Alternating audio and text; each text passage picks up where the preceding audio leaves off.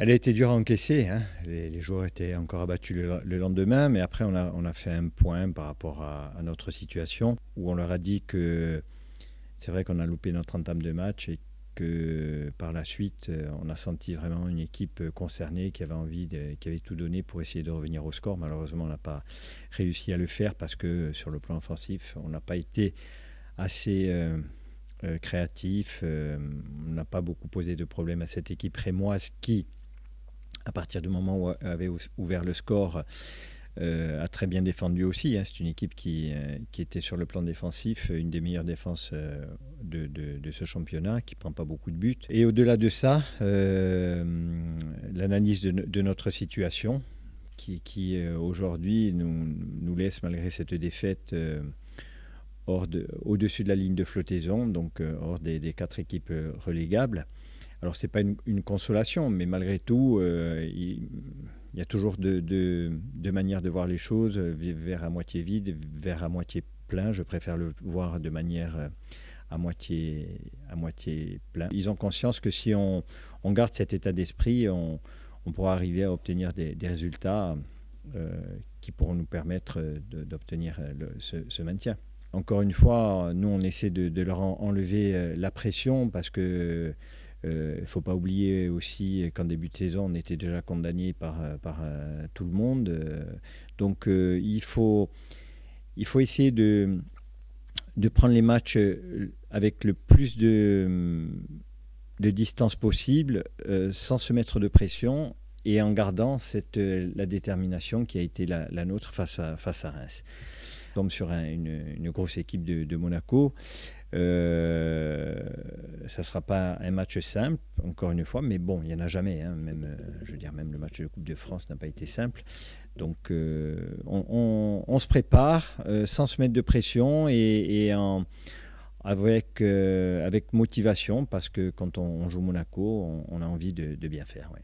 On a noté aussi que sur le premier quart d'heure, on a pris quelques buts. On est une équipe qui prenons parmi les plus de buts dans le premier quart d'heure. Donc c'est quelque chose sur lequel on a éveillé les joueurs. Travailler, c'est difficile. Mais c'est une équipe qui se projette beaucoup vers l'avant, qui amène du monde vers l'avant, qui, à la perte de balle, presse très très vite. Donc il va falloir être solide sur le plan défensif, mais savoir aussi utiliser peut-être le fait qu'à partir du moment où ils se projettent en nombre vers l'avant, ça laisse des espaces. Après, est-ce qu'on aura les jambes pour arriver à utiliser ces espaces au mieux et les mettre en difficulté? C'est un petit peu le match qui s'est passé face à Lorient, là, le dernier match, où Lorient a su exploiter certaines fois les libertés qu'il y avait sur le plan défensif de Monaco. Ouais. Le groupe ne changera pas. On garde le groupe qu'on avait face à Reims. Ouais. Mathieu Coutadeur, les examens, donc il avait passé cet IRM dont on avait parlé. L'échographie nous a un petit peu rassurés. Voilà. Donc le compte-rendu de l'échographie dit que c'est moins grave que ce que l'on pouvait penser. Maintenant, ça reste quand même au minimum 15 jours, 3 semaines d'arrêt, quoi. Youssouf s'est fait opérer, donc hier il était en soins. Bon, lui, ça va prendre du temps. Mika Barreto court de manière individuelle, donc il va falloir lui aussi au minimum 15 jours avant de pouvoir le retrouver. Ouais. Belaïli, il a eu un Covid, et donc il est sorti du Covid, et donc l'autre soir il était sur le terrain, et le lendemain il avait une grosse mal de gorge, de la toux encore, voilà. Après, c'est sûr qu'on aimerait avoir plus de monde, et ce que j'avais espéré avec la Coupe du Monde, la trêve de la Coupe du Monde, de récupérer un maximum de monde pour pouvoir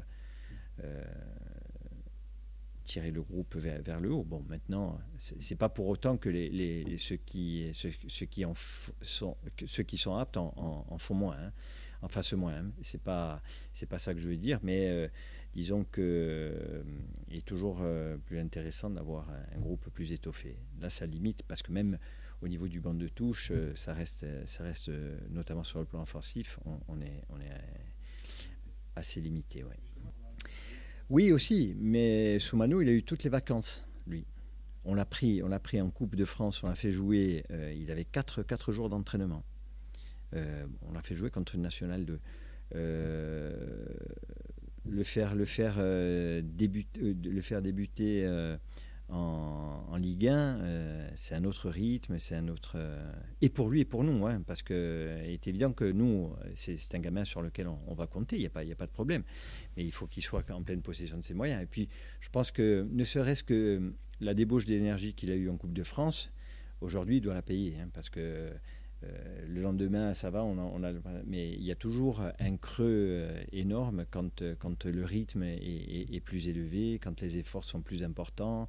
Quelques jours après, on ressent un petit peu le match de manière beaucoup plus prononcée que juste le lendemain. Ouais. Il est court, forcément, il est court. Après, on sait que Youssef, sur un espace très réduit, est capable de faire une différence énorme. Voilà. C'est pas sur les efforts qu'on comptait avoir Youssef Belaïli. Justement, on l'a placé en pointe pour lui éviter d'avoir des courses à faire dans les couloirs et être le plus proche possible du but. Parce qu'on sait que quand il a le ballon, même s'il n'est pas en forme, sur 2 mètres, il est capable d'éliminer, de faire des gestes de folie, quoi. Allez. Bien évidemment qu'on a envie d'enchaîner. C'était une défaite très très dure à encaisser. Donc là, on a besoin d'enchaîner pour pouvoir montrer qu'on a toujours la volonté d'aller gagner les matchs. Tout d'abord, c'était un goût très amer. Et ce qu'on a retenu, c'est qu'on est une équipe qui est costaud.